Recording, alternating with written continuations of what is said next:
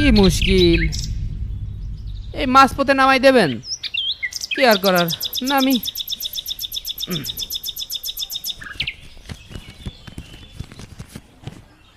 এই নেন আপনার ভাড়া।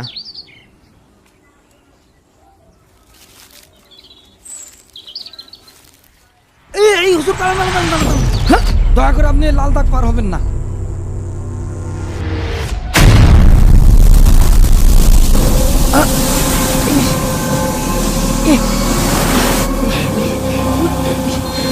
মাথায় আসছে কোথা থেকে?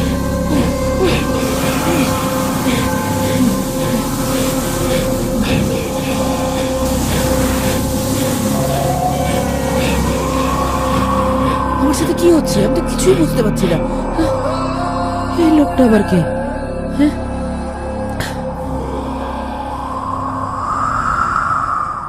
এই কে আপনি? আর আপনি এভাবে আচমকা বাধা দিলেন কেন? আপনি ওই সামনের গ্রামের নতুন হুজুর, তাই তো?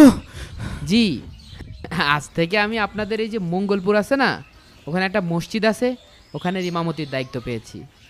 কিন্তু আপনি কে? আর আমাকে এভাবে বাধা দিলেন কেন?